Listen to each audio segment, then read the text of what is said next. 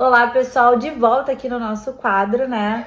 Momento de curiosidades clínicas, e a gente tá aqui conversando com vocês para falar o desfecho do que aconteceu no episódio anterior, né? Onde a gente falou da complexidade da paciente que usou plasma em gel para um profissional que não era capacitado e teve aí um abscesso. E agora o Dr. Leonardo vai falar o desfecho e como é que foi e quais vão ser os nossos próximos passos. Bom, como a gente tinha explicado, a gente conversou com a paciente que seria um procedimento ambulatorial. E esse procedimento era simples, mas que era fundamental para salvar a vida dela, porque tem um abscesso, ou seja, uma loja de pus na região do glúteo, pode levar a um quadro de sepse, uma inflamação generalizada e morte, certo? Então a gente fez esse procedimento ambulatorial e conversamos com ela que precisaria fazer um acompanhamento.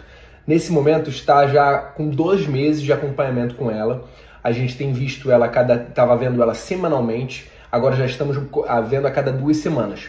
Fizemos um esquema antibiótico terapia com ela, guiado por cultura do material que a gente havia coletado dela.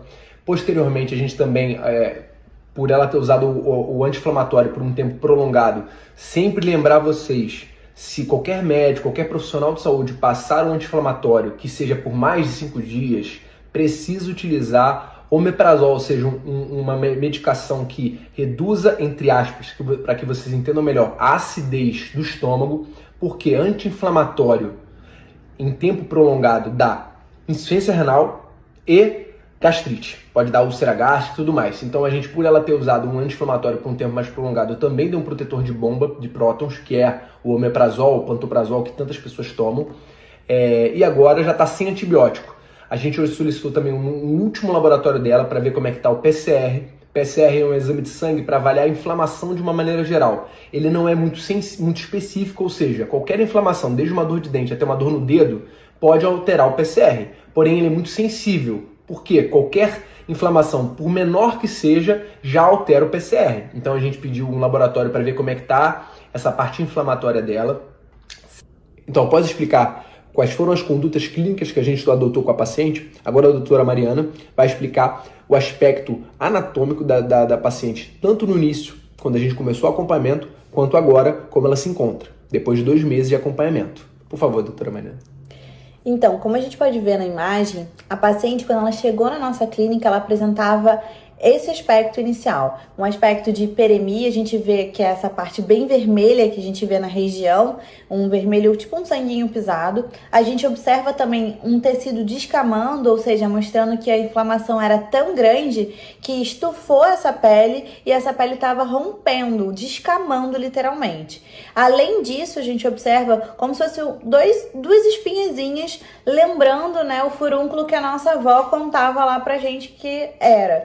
E com isso, a gente vê clinicamente, dá a sensação que é 2 abscessos diferentes, eram 2 áreas de inflamação diferentes.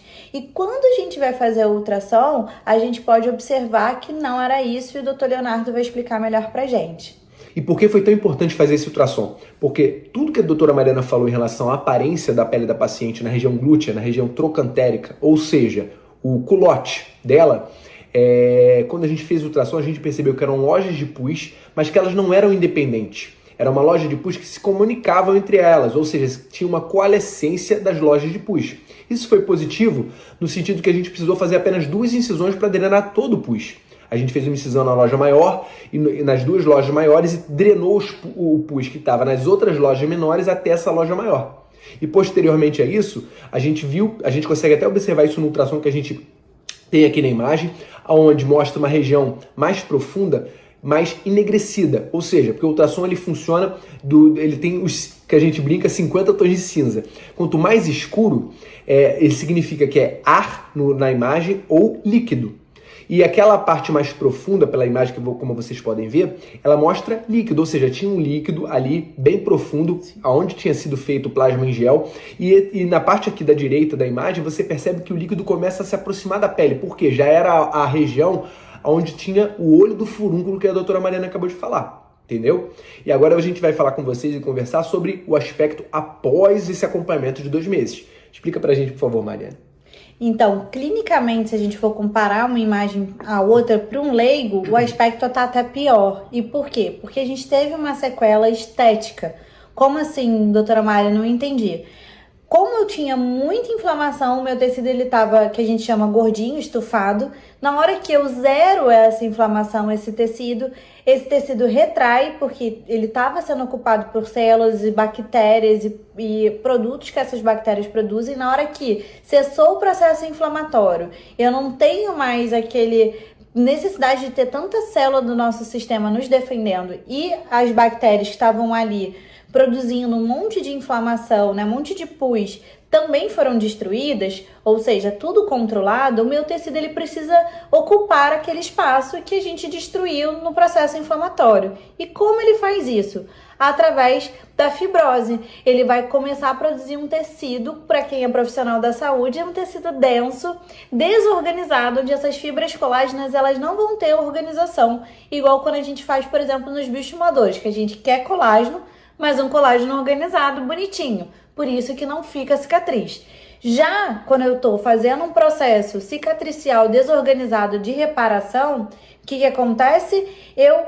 Meu tecido ele é puxado e por isso que eu tenho esse afundamento. É como se fosse uma celulite grande, né? Exatamente, é ótima referência, ótima comparação. É como se fosse uma celulite gigante ali naquela área. Exatamente isso. E qual é o grande problema também que a gente tem, quando a gente tem paciente que tem tendência a manchar a pele? Eu sou uma paciente, se eu catucar aqui, eu já começo a ter hiperpigmentação inflamatória, né, pós-inflamatória, e é o caso dessa paciente. Então essas áreas mais acastanhadas e escurecidas que a gente observa na pele da paciente é pigmentação pós-inflamatória, esse trabalho todo que teve, né, de um efeito hiperinflamatório, de uma resposta hiper-exacerbada, acontece que vai gerar também a pigmentação dessa área. E depois disso a gente consegue resolver, né, com agentes clarificantes nessa região, é muito mais fácil. Mas fica o nosso alerta, principalmente, que das sequelas foi a menor, é uma sequela que a gente consegue resolver a nível ambulatorial, não necessariamente cirúrgico e sem a perda de um membro ou principalmente da vida da paciente. E a gente pode observar isso até mesmo na imagem, tudo que a doutora Mariana falou. As fibras colágenas, que são muito mais fibrosas, ou seja, que é como se fosse uma cicatriz por dentro da pele. Você observa na imagem que não tem diferença entre uma camada. A nossa pele, ela sempre tem camadas. Você tem a pele, você tem a derme, você tem a hipoderme, que seria a gordura abaixo da pele, e você vê essas camadas claramente. Nessa imagem que a gente tem dessa última avaliação da paciente, você vê que é tudo uma região meio esbranquiçada, mostrando uma fibrose generalizada. Ela não tem diferenciação dos tons de cinza, entendeu? E isso fica bem evidente. E mais uma vez, sempre aquele alerta que a gente dá para vocês. É por isso que é importante vocês terem consciência do profissional que está fazendo o procedimento em vocês e, acima de tudo, o produto que ele está usando no seu corpo. Se é ideal para aquela região do procedimento e se é autorizado pela Anvisa. Até mais. Até mais, e fica o nosso alerta. E se você tem dúvida ou fez um procedimento e não sabe se está tudo bem, não está caminhando, se identificou com esses padrões de imagem, agende uma consulta com a gente que a gente pode te ajudar.